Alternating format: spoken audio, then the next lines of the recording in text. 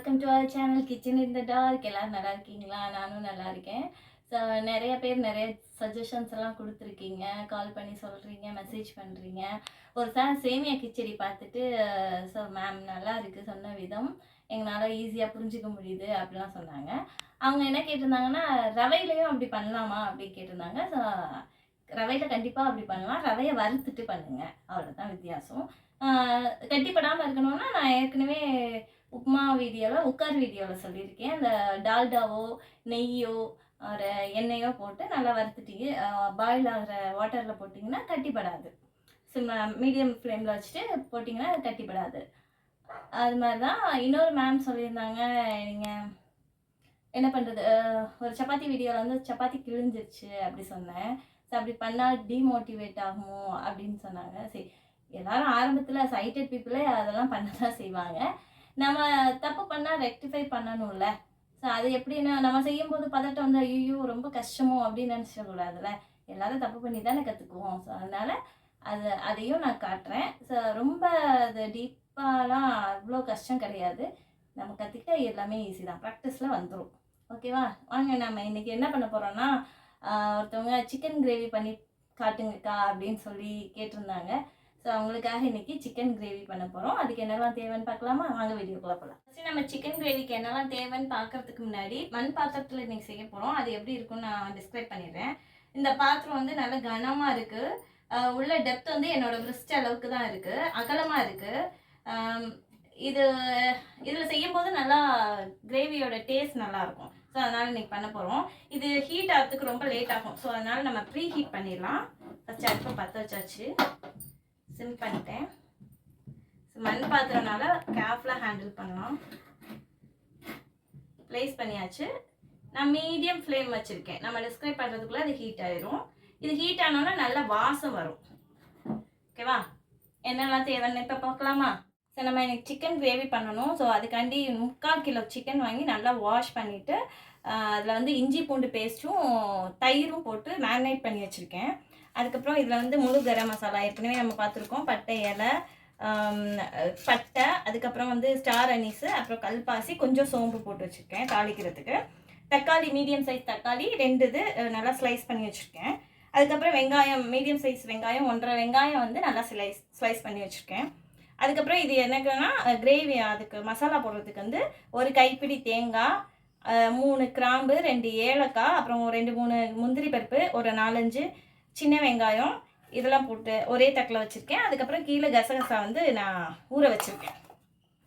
அதுக்கப்புறம் என்ன தேவைன்னா, இது நம்ம எப்பவும் போடுற அந்த பவுடர் கறி மசாலா, அண்ட் இது வந்து தேங்காய் தண்ணி போட்டு அரைக்கும் போது நல்லா டேஸ்ட்டாக இருக்கும்.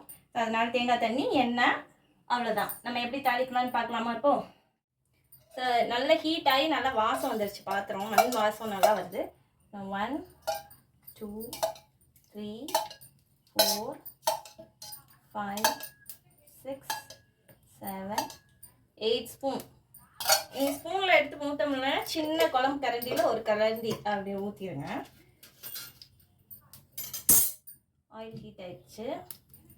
நான் ஃபுல் ஃப்ளேம் வச்சுருக்கேன், குறைச்சி வச்சுருந்தேன். நான் பட்டை, அந்த கரம் மசாலா ஃபுல்லாக போட்டேன். பட்டை, இலை, அந்த கல்பாசி, அன்னாசி பூ எல்லாம் போட்டேன். சோம்பு பொரியுது.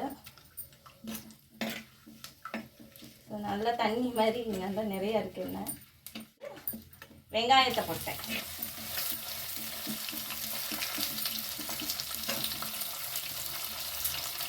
ஆல்ரெடி நான் இஞ்சி பூண்டு பேஸ்ட் வந்து சிக்கன்லேயே போட்டுட்டேன்.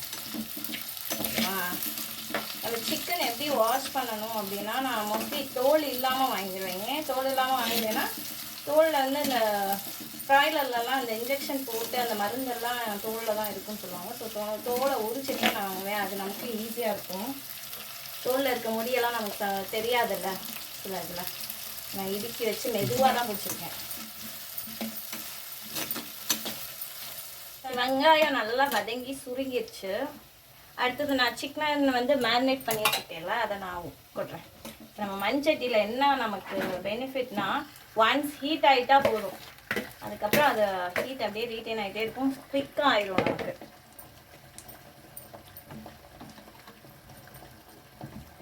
போட்டோன்னே பாயில் ஆகுது பாருங்கள் நல்லா. அதனால் நான் தோலெல்லாம் உரிச்சிட்டு வாங்கினனால எனக்கு வாஷ் பண்ணுறதுக்கு ஈஸியாக இருக்கும். அதில் வலுன்னு ஒரு பார்ட் இருக்கும், அதுவும் தோல் தான், தோலோட லாஸ்ட் லேயராக இருக்கும். அதை மட்டும் எடுத்துகிட்டு நம்ம குட்டி குட்டியாக வெட்டிட்டு அந்த எலும்பெல்லாம் கொஞ்சம் அங்கங்கே இருக்கும். ஸோ அதையும் நம்ம நல்லா வாஷ் பண்ணிட்டு மஞ்சள் போட்டு நல்லா கொஞ்சம் நேரம் கரைச்சி வச்சுட்டு அப்படியே வாட்டரில் வாஷ் பண்ணோம்னா 2-3 தடவை அது சரியாயிடும். ஸோ நல்லா போட்டு கிளறிட்டேன். அது கூடவே நான் தக்காளியும் போட்டுறேன்.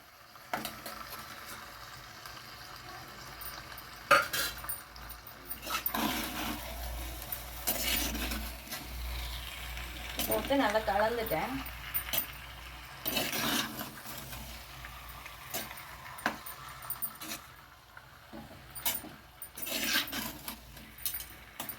ஓகே, இது கொஞ்சம் நேரம் வேகட்டும்.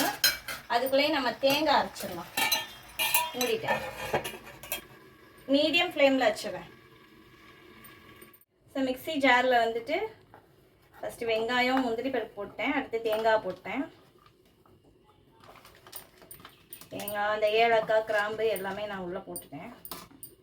அடுத்ததான் கசகசாலையும் கொஞ்சம் தண்ணி இருக்குது, அதனால் நம்ம ஃபஸ்ட்டு வாட்ரு போட்டு கிரைண்ட் பண்ண வேணாம்.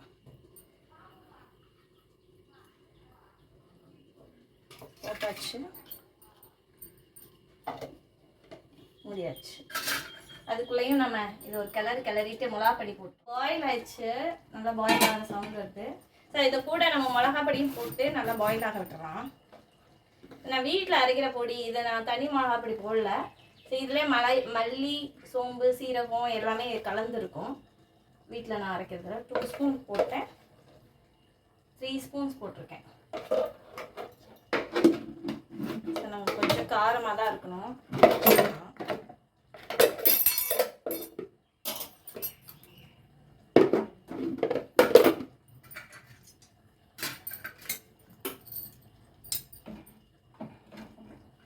இப்படி போட்டு கலக்கும் போது அதில் நல்லா மேரினேட் இதுவாயிரும், கலந்துடும். தயிர் இஞ்சி எல்லாம் போட்டிருக்கனால நல்லா லைட்டாக அடி பிடிச்சிக்கும். அப்பப்போ கிளறி விட்டுக்கணும். இதுலேயே வாட்டர் கண்டென்ட் நிறையா வரும், அதனால் போட்டு நல்லா கிளறிட்டேன். திரும்பவும் மூடி வச்சிடறேன். ஓகே, மீடியம் ஃப்ளேமில் இருக்குது. நான் அதுக்குள்ளே இதை அரைச்சிட்டு இருந்தேன். நல்லா அரைச்சிட்டேன். நான் நல்லா ஃபைன் பேஸ்ட்டாக அரைச்சி வச்சு பாருங்கள். நல்லா தேங்காய் தண்ணி ஊற்றி அரைச்சனால நல்லா வாசம் கமகமன்னு இருக்குது. ஏலக்காய் கிராம்பெல்லாம் போட்டிருக்கோம்ல, அது நல்லா வாசமாக இருக்குது. இது நல்லா பாயில் ஆயிடுச்சு. நம்ம எப்படி இருக்குன்னு பார்க்கலாம். இடையில நான் கிளறி விட்டேன்.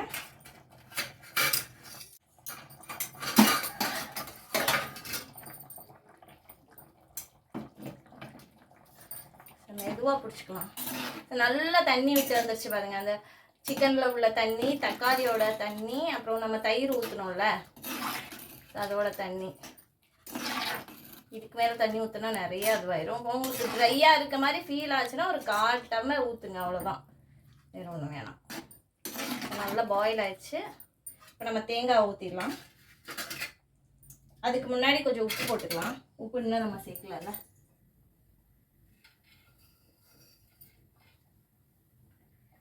ஒன் ஸ்பூன் கிட்ட உப்பு போட்டேன், கொஞ்சம் உள்ளே போட்டேன்.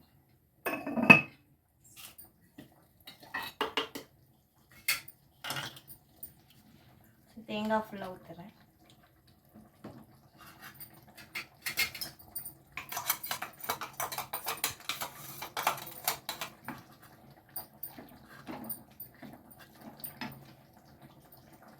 தேங்காய் தண்ணி இன்னும் மிச்சம் இருக்குது, அதை ஊற்றி நான் அலசி இருக்கேன்.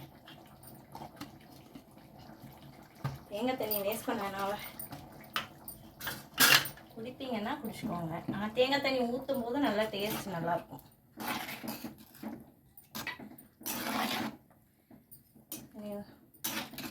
நம்ம மூடி வைக்க வேணாம், ஆல்மோஸ்ட் வெந்துருச்சு. நம்ம வதக்கும் போதே பாதி வெந்துருச்சு. இப்போவும் இது ஊற்றிட்டேன், 3/4 வாசி வெந்துருச்சு. இன்னும் கொஞ்சம் நேரம் பாயில் ஆகட்டும், நம்ம எப்படி இருக்குன்னு பார்க்கலாம். ஃபுல் ஃப்ளேம் தான் இருக்குது. நல்லா வெந்துருச்சு, பாயில் ஆயிடுச்சு. செமி கிரேவியாக இருக்குது. நல்லா எண்ணெய் பிரிய ஆரம்பிக்குது. எப்படி இருக்குன்னு பார்க்கலாம். நான் ஃபஸ்ட்டு ஆஃப் பண்ணிடுவேன். ஆஃப் பண்ணிவிட்டு கொத்தமல்லி தூவேன். ஆஃப் பண்ணாலும் இது கொதிச்சுட்டே தான் இருக்கும், ஏன்னா இது மண் பாத்திரம் இல்லையா. அது பாருங்கள், நான் ஆஃப் பண்ணிட்டேன். அதுக்கப்புறமும் நல்லாவே பாயில் ஆகுது. பாயில் ஆகுற சவுண்டு கேட்குது பாருங்க. அதனால் இது இப்போ ஆஃப் பண்ணான்னா இந்த வாட்டர் எல்லாம் ட்ரைன் ஆயிரும். நல்லாவே பாயில் ஆகிட்டுருக்கு. மூடிட்டேன். எப்படி இருக்குன்னு சொல்கிறேன்.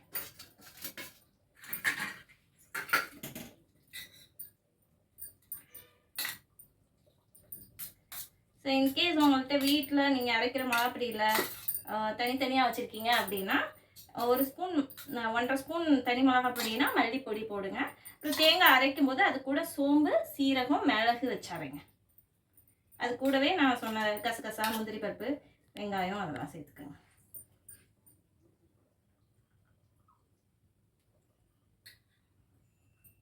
டேஸ்ட் சூப்பராக இருக்கும். இது சப்பாத்தி, ரொட்டி, தோசை, இட்லி எது கூட வேணாலும் வச்சு சாப்பிடலாம். ரசம் வச்சு இந்த கிரேவி வச்சு சாப்பிடலாம். சூப்பராக இருக்கும். சரி, நீங்களும் செஞ்சு பாருங்கள். நல்லா ப்ராக்டிஸ் பண்ணுங்கள். டாடா பாய். நெக்ஸ்ட் வீடியோவில் பார்க்கலாம்.